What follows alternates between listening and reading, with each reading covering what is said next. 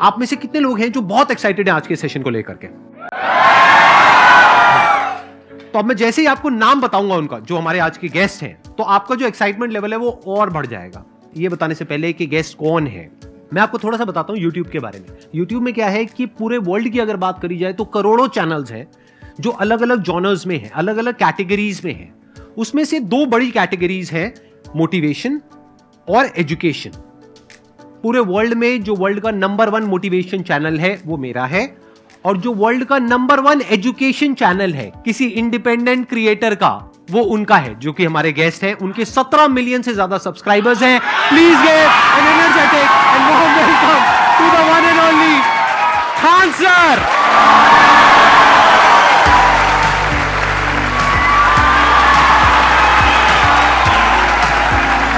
क्या हाल चाल जी, कैसे हैं आप?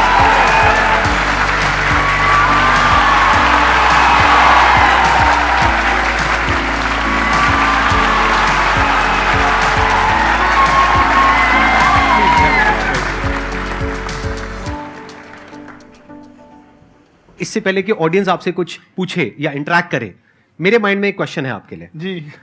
जो बच्चे हैं वो आपके इतने दीवाने क्यों हैं, इतने पागल क्यों हैं आपके पीछे? मतलब मेरे कमेंट सेक्शन में भरा पड़ा था, खान सर कब आएंगे, खान सर कब आएंगे। मतलब ऐसा क्या जादू कर दिया आपने बच्चों के ऊपर? ये सवाल हम आपसे भी पूछते हैं, हमारे पे भी इतना कमेंट आया, इतना मेरे तो ऑफिस में लोग चले आए कि सर कब जा रहे हैं। अच्छा। क्योंकि हम लोग का तो एग्जैक्ट है, वही पढ़ाना है। हाँ। तो देखिए, हम लोग का मेन है कि बच्चों को जो जरूरत रहती है कि अगर लड़का पढ़ने आ रहा है ना, उसके मन में कोई डाउट ना रह जाए। हम उसको कहते हैं कि हम तुम्हें पढ़ा रहे हैं, दम है तो भूल के दिखाओ, याद करके नहीं।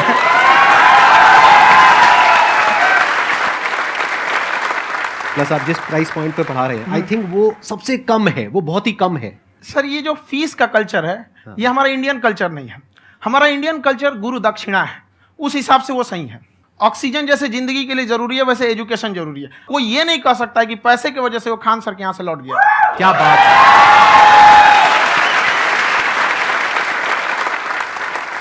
मैंने देखा कि आपका ये जो चैनल है कि ये पिछले 3 साल के अंदर अंदर ही ग्रो किया है। हमको जब चैनल शुरू हुआ तो एक दिन में हम 4-5 वीडियो बनाए। एक हमको कुछ आता, आज भी नहीं आता इतना, तो हम देख के कैमरा वैमरा तो हम कंफ्यूज हो गए, बाप रे। तो हम एक ही दिन में वीडियो शूट किया, पढ़ाने वाला टॉपिक था हमको। उसके बाद कभी वीडियो ही नहीं, 6-7 वीडियो एक ही बार शूट कर लिए। और एक जो थे जिनका कैमरा वगैरह था, मेरे पास कैमरे भी नहीं थे उस टाइम, और कैमरा 35,000 का था, तो 6 महीना इसी में लग गया, जो 35,000 इसी में फंस जाएगा। तो उनके कैमरे से शूट किए, उन्होंने कोई चार्ज लिया, उसके बाद हम छोड़ ही दिए। लॉकडाउन लगा, तब हम कहें आप कैसे पढ़ाएंगे, हो तो 1 दिन 2 दिन करते करते अचानक लंबा हो गया। तब हमको याद आया कि ओहो, मेरा एक चैनल भी है वहाँ पे। तो उस समय उस पर लगभग 30,000 सब्सक्राइबर हो चुके थे। तो जैसे लॉकडाउन लगा तो उस पर पढ़ाना चालू किया, और पता नहीं क्या लोगों को पढ़ाई में इतना इंटरेस्ट आ गया कि आपका स्टाइल ऐसा है थोड़ा सा, आप आई थिंक पढ़ाई के साथ साथ में जो बीच बीच में आप थोड़ा बहुत छोड़ते रहते हैं ना, मतलब जो एंटरटेनमेंट चलता रहता है। ये बात हम देखिए, जब हम गुलाम थे ना, तो अंग्रेजों ने एक चाल चला था कि भारत को हम फिजिकली गुलाम रखेंगे 100-200 साल, मेंटली 1000 साल कर देंगे। उन्होंने पढ़ाई का मॉडल चेंज कर दिया। उन्होंने ऐसा डिजाइन किया कि टीचर की रिस्पॉन्सिबिलिटी है वो पढ़ा के चला जाए। टीचर की रिस्पॉन्सिबिलिटी यहाँ खत्म नहीं हो जाती है। पढ़ाना तो कोई भी पढ़ा सकता है, टीचर की इससे बड़ी रिस्पॉन्सिबिलिटी होती है उसे समझाना। वो समझा कि नहीं समझा। अगर लड़का आपके समझाने के बाद डाउट रह गया तो ये आपकी गलती है। लड़का हमसे पूछता है, सर इतनी भीड़ है आपके पास, तो कहे सर डाउट कैसे पूछेंगे? हम कह रहे यार तुम्हारा डाउट बचेगा तब ना पूछेगा तुम डाउट यहाँ पर।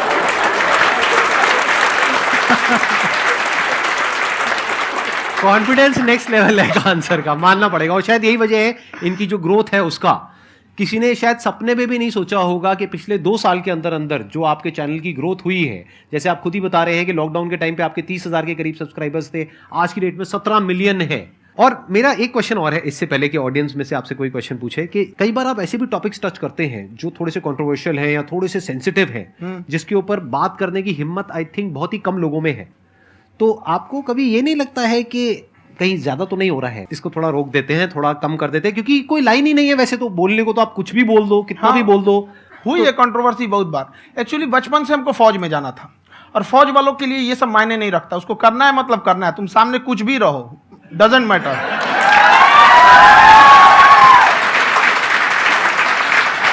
और मैंने YouTube पे देखा कुछ वीडियोस में कि आपका जो इंस्टीट्यूट है वहां पर आज से कुछ साल पहले कुछ बम गिरे थे। हाँ, कुछ गिरे थे, कुछ तो बहुत सॉलिड जगह गिरा था, फटा नहीं वो।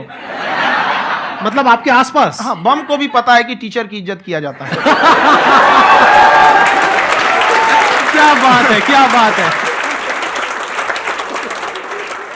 मैं समझ पा रहा हूं कि ये आपके अंदर जो एटीट्यूड है ये कहां से आ रहा है, क्योंकि आप बचपन से ही फौज में जाना चाहते थे, तो आप जंग के मैदान में ही खड़े हैं एक तरीके से। बस फर्क ये है कि आपके हाथ में कलम है, हथियार ना हो करके। हथियार से एक आदमी की जान जा सकती है, हाँ। कलम से बहुत ताकत होता है। शिक्षा एक ऐसा हथियार है ना, हर कुरीतियों से लड़ सकता है, हर तरह की समस्याओं से। और ये एक ऐसा हथियार है, मेटल डिटेक्टर में भी नहीं पकड़ाता है।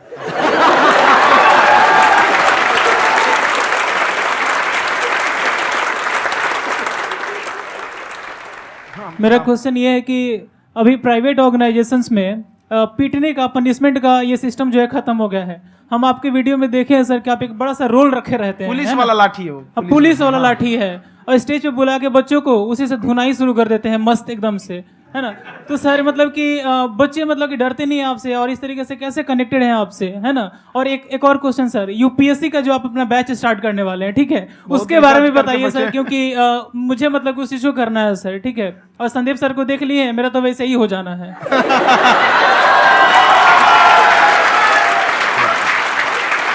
क्या हो जाना है? मेरा पूरा कंप्लीट करो। I'll be an IAS officer next year because I have seen you, sir. My day is like complete, sir. All the best. Thank you so much, sir. Thank you. पूरा बोला करो। Thank you. देखिए, लड़कों को जहां तक पीटने की बात है, जब पढ़ाने की बात आएगी तो उसको हम पूरे बेहतरीन ढंग से पढ़ाएंगे। लेकिन जब सजा देने की बात आएगी ना, तो वो भी बेहतरीन ढंग से होगा। ऐसा थोड़ी होगा कि बस एक ही चीज बेहतरीन ढंग से होगा। और डर का होना बहुत जरूरी है। ये डर भी अपने आप में एक मोटिवेशन है, क्योंकि जब आपके अंदर एक थोड़ा सा डर रहे ना, तो डर के भागिए मत। एक ऐसा डर जिसको आप लगे कि नहीं नहीं थोड़ा सा और करने की जरूरत है, फिर तो ये हम इसको क्रॉस कर जाएंगे यहाँ पर। तो लड़कों के अंदर ये डर बनाना भी जरूरी रहता है। और रही बात यूपीएससी वाले की, जो आपने बोला, बहुत सारे लड़के वेट कर रहे हैं यूपीएससी की, क्योंकि 2-2.5 लाख फीस सारे लोग एफोर्ड नहीं कर सकते। और हमारा वही रहता है, हम तो ज्यादातर हमारे स्टूडेंट देखेंगे तो किसी के रिक्शा वाला, सब्जी वाला, यही लोग, इनको तो 2.5 लाख रुपया, इनके पास पूरी संपत्ति नहीं होती है, फीस कहाँ से भरेंगे वहां पे, उसके बाद रहेंगे कहाँ से? तो ऑल ओवर इंडिया से, कश्मीर से कन्याकुमारी तक, गरीब से गरीब भी लड़का उसको पढ़ सकता है। यही कुछ 1000 रुपये मंथली, 12-14 हजार साल का पड़ेगा, खत्म हो जाएगा इतना में।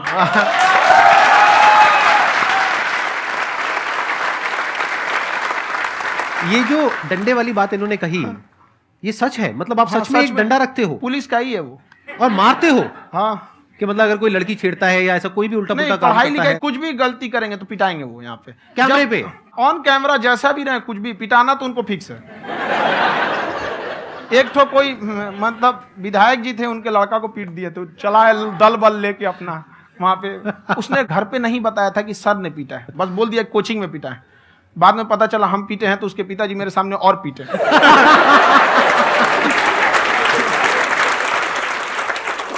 सर आपका सबसे बड़ा डर क्या है, आप दोनों का? फौजी को डरे नहीं लगता है, बाकी अफसर से पूछिए। आज के सेशन से पहले कोई डर नहीं था, लेकिन अब मुझे इनकी डंडे वाली कहानियां सुन करके डर लग रहा है कि कहीं मैंने गलती से कुछ बोल दिया अरे ऐसा और नहीं, इन्होंने कहीं पीछे कुछ रखा हुआ है, और यही आ करके अगर इन्होंने मेरी पिटाई कर दी तो बहुत बुरा हो जाएगा। तो इसलिए हमको थोड़ा डर लग रहा है।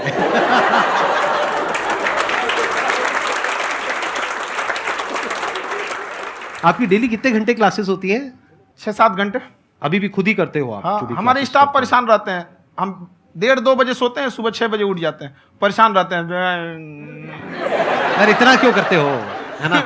कभी तो उनको भी साथ साथ लगना पड़ता है ना? उनको साथ साथ लगना पड़ता है। हम जग गए तो कोई सोया थोड़ी रहेगा, परेशान रहते, दिन में सोते ही नहीं है बेचारा, कहीं कहीं जाके सोते रहता है। तो हम सीट बांध दिए कि भाई तुम इस समय सो जाना, तुम इधर सो जाना। आपकी शादी हो गई या नहीं हुई अभी? मेरी खुशहाली देख के आप आइडिया लगा सकते हैं।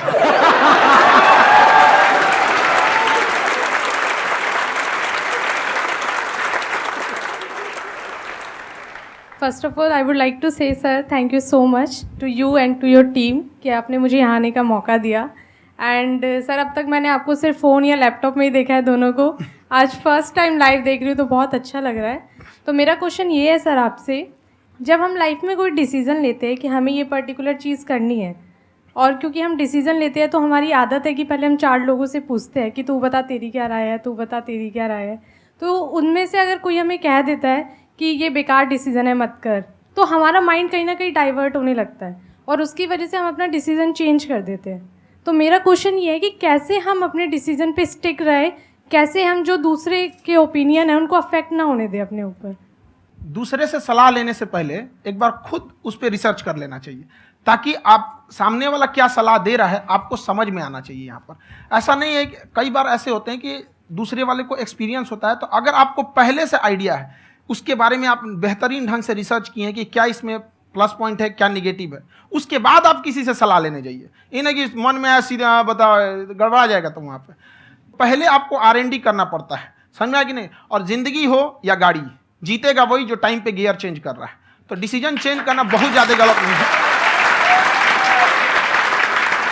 इन्होंने बहुत अच्छी बात कही है और मैं इसी बात में थोड़ा सा और ऐड ऑन करूंगा कि ये जो आपने कहा ना कि अपने डिसीजन पे स्टिक कैसे रहें, ये कोई अच्छी क्वालिटी नहीं है, क्योंकि टाइम टू टाइम आपको अपने डिसीजंस को चेंज करना होता है। जैसे आपने 4 लोगों से डिस्कस किया, कोई इंसान कुछ पॉजिटिव बोल रहा है, कोई नेगेटिव बोल रहा है, उससे फर्क नहीं पड़ना चाहिए।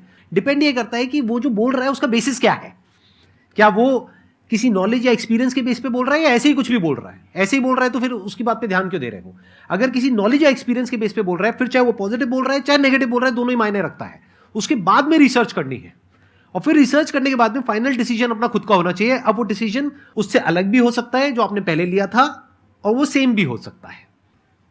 सर मेरा क्वेश्चन दोनों से है आपसे, how to deal procrastination and laziness.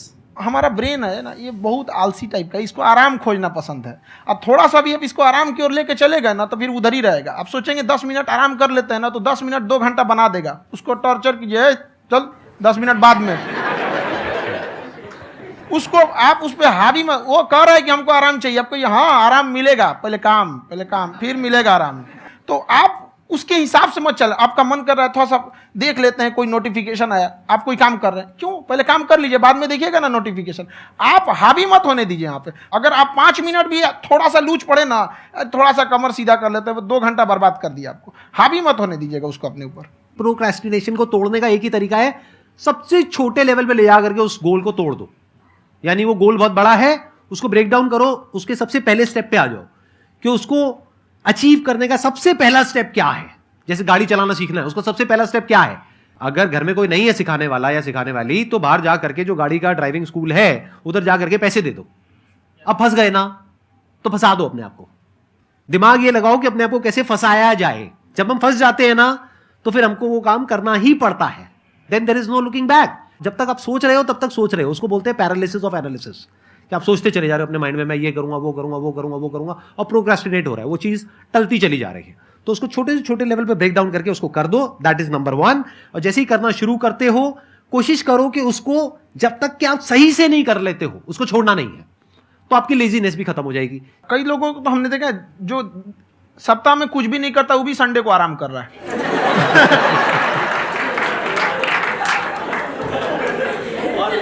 वैसे कहा भी जाता है कि अगर कोई काम आपको करवाना है ना तो ऐसे किसी इंसान को दो जो बिजी है। हाँ। ऐसे आदमी को मत दो जो खाली है। ये परफेक्ट एग्जाम। किसी को भी आप देखिएगा जिसको आप कहते हैं कि मतलब थोड़ा ठीक ठाक आप समझते हैं कि नहीं ये बहुत आगे निकल, वो एक काम को खत्म करने के बाद कभी आराम नहीं करेगा। एक काम खत्म हुआ उसको लगेगा हाँ एक खत्म हो गया, अब दूसरा करना चाहिए। और वही जिसको देखिएगा एक खत्म हो गया और आराम करना चाहिए, कभी नहीं, लाइफ में आखिरी सांस तक। सर यहाँ पे सब हिंदी में पूछते हैं, इंग्लिश में पूछते हैं, मैं भोजपुरी में पूछूं? जौन भाषा ठीक लगे तोने में पूछ दो। हाँ सर।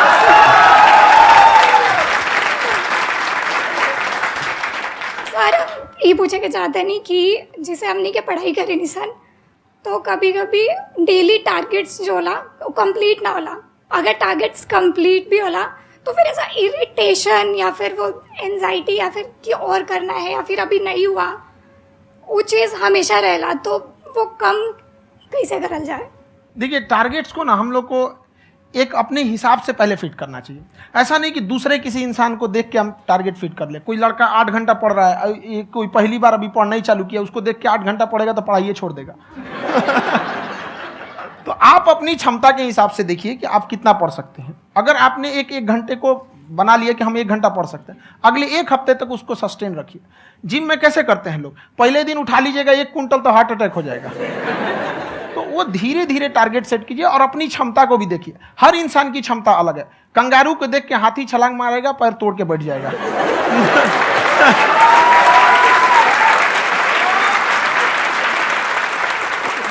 अब संदीप सर का मोटिवेशन देख के इसका मतलब क्या कि ट्रेन के आगे खड़ा हो जाएंगे, ढकेल देंगे तुमको। हालांकि ऐसा कर देते हैं, लेकिन ऐसा करिएगा लोग नहीं, क्षमता पता होना चाहिए। आपके अंदर एंजाइटी हो रही है कि मैंने कर तो लिया है, आप ये नहीं कह रहे कि मैंने कुछ भी नहीं किया है फिर मेरे को एंजाइटी हो रही है, आप ये कह रहे हो मैंने काफी कुछ कर लिया है फिर भी एंजाइटी हो रही है कि कहीं कुछ छूट तो नहीं गया है। तो बेसिकली आपको ये देखना है कि अगर आपके अंदर ये एंजाइटी हो रही है, that means you are a very good student, आप एक अच्छे स्टूडेंट हो।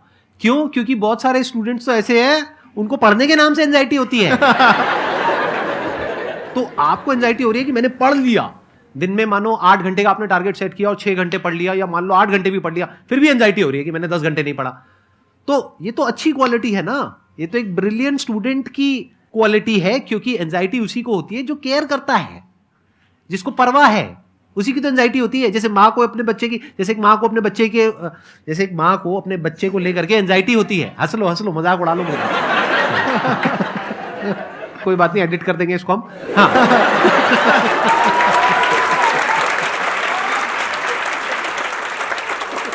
जैसे एक माँ है, उसको अपने बच्चे को लेकर के एंजाइटी होती है, थोड़ी सी भी तबीयत खराब हो जाए उसको एंजाइटी होती है, चाहे बच्चा ठीक भी है, डॉक्टर को नहीं होती है। क्यों? क्योंकि माँ को उस बच्चे से प्यार है। तो दैट मीन्स कि आप अपनी पढ़ाई को लेकर के सीरियस हो, इस वजह से आपके अंदर एंजाइटी हो रही है, विच इज नॉर्मल। जहां पर प्यार मोहब्बत होती है वहां पर थोड़ी बहुत एंजाइटी तो होती ही है ना। समझ रहे हो ना मैं क्या कहना चाह रहा हूं? आप लोग समझ रहे हो ना मैं कहां जा रहा हूं?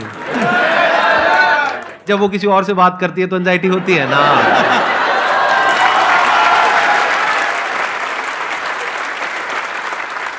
सर, आपकी स्टोरी हमने सुनी थी, तो एक टाइम आया था जब आप गंगा किनारे जाके बैठ गए थे, उस समय आपको कुछ समझ नहीं आ रहा था। तो उस समय मतलब आपने ये डिसीजन कैसे लिया कि अब आगे नहीं, यहाँ से वापस जाना है? रास्ता ही नहीं था। घर जाने के लिए एटलीस्ट 90 रुपए चाहिए थे, जेब में 40 रुपए थे, कैसे घर जाते हैं? और हम गंगा के किनारे चुपचाप बैठे बैठे हम कहें कि अब बहुत टेंशन हो गया, अब घर जाना चाहिए। रूम पे, तो किराए के रूम पे ही आदमी सारे लोग रहते। गए वहाँ पे तो रूम लॉक हो गया था। तुम खटखटाए तो ऊपर से गुस्सा से बोले जो ऑनर थे, क्या टाइम हो गया है? तुम कहे 9-10 बज रहा होगा। घड़ी देखिए तो 2 बज रहा था रात का, 2-2:30 बज गया था वहाँ। टेंशन में आप तो होता है, कई बार ऐसा समय आएगा कि लगेगा जैसे अब कुछ नहीं हो सकता है। तो इससे घबराना नहीं है। कभी कभी गुच्छे की आखिरी चाबी भी ताला खोल देती है। जो बातें आपने बताई कि घर में प्रॉब्लम्स ये वो, ये तो बहुत लोगों ने फेस करी वहां पर, आप अकेले नहीं है, बहुत लोगों ने ये प्रॉब्लम्स फेस करी, बहुत तरह की प्रॉब्लम्स देखी, बहुत तरह की स्ट्रगल्स देखी, लेकिन वो सब इतने कामयाब नहीं हो पाए जितने कि आप हुए। तो आपके अंदर ऐसा कुछ ना कुछ है जो औरों के अंदर नहीं है। तो वो मैं जानना चाह रहा हूं कि वो ऐसा क्या था जहां से कि आपका दिमाग यहां तक सोच पा रहा है कि मैं पूरे इंडिया में इतने बड़े लेवल का चेंज लेकर के आ सकता हूं, एजुकेशन फील्ड में रेवोल्यूशन लेकर के आ सकता हूं। ये सोचना ही बहुत लोगों के बस का नहीं है। मेरी एक खुद की थिंकिंग, अगर हमको कोई 100 रुपए किसी काम के लिए दिया, हम सबसे यही कहते हैं, तो हम कोशिश करते हैं उसे 200 का रिटर्न दे। अगर कोई हमसे 200 रुपया फीस दे रहा है, 250 दे रहा है, तो हम उसको ये कोशिश करते हैं कि तुम्हें ऐसा लगे कि नहीं भैया हमने 10-20 हज़ार का पढ़ लिया यहाँ पर। वो ईमानदारी से कभी कमी नहीं। और हमेशा अगर हम प्रॉमिस एक्स का करते हैं तो डिलीवर 4x करना चाहते हैं। ध्यान से सुनना और ध्यान से समझना इस फर्क को। अगर आप समझ पाए तो बहुत आगे जाओगे लाइफ में। एक वो होते हैं जो ये सोचते हैं कि हमें सब कुछ मिल जाए, हमें कुछ भी करना ना पड़े। दूसरी कैटेगरी होती है लोगों की जिनको जितना मिलता है उसमें भी चोरी चकारी करते हैं या कोशिश करते हैं कि उससे कम दे सामने वाले को जितना कि हमें मिल रहा है। तीसरी कैटेगरी होती है लोगों की जो इनके जैसे लोग होते हैं। वो क्या करते हैं? वो ये सोचते हैं कि अगर मैंने किसी से 1 रुपए भी लिया, देखा जाए तो 200-250 रुपए कुछ भी नहीं होता है, 200-250 रुपए अगर मैंने लिया तो कैसे उसको 400 रुपए की वैल्यू दूं। ये जो थिंकिंग है ना, यही एक फर्क होता है एक ऐसे इंसान में जो बहुत आगे निकल जाता है और उस इंसान में जो मीडियोकर रह जाता है। आप अपने आप को अपने आप के ऊपर समय दीजिए, उसको डेवलप कीजिए। जब आप अपने आप के ऊपर खर्च करते हैं तो आने वाले समय में लोग गूगल पे आपको सर्च करते हैं। क्या बात है सर, ये आपने अभी बनाया है या ये कोई पुराना आपका वो है? बनते रहता है इसे, फ्लो में बन जाता है। आपके अंदर ना सर एक कवि छुपा हुआ है कहीं ना कहीं जो बाहर आना चाहता है। कभी ना कभी आपने सोचा होगा कुछ। हाँ, कभी कभी देखिए एक चीज है, संगत का बहुत अच्छा असर पड़ता है। ये चीज को हमेशा, संगति का मतलब लोग हल्के में ले लेते हैं। संगति का मतलब होता है संग संग गति। तो अच्छे लोग के साथ रहेंगे तो संग संग अच्छी गति होती जाएगी, खराब में रहेंगे तो ये भी होता है। बट अपने आप को थोड़ा सोचना चाहिए कि हम केवल जी के मर जाएं इसके लिए नहीं आए हैं।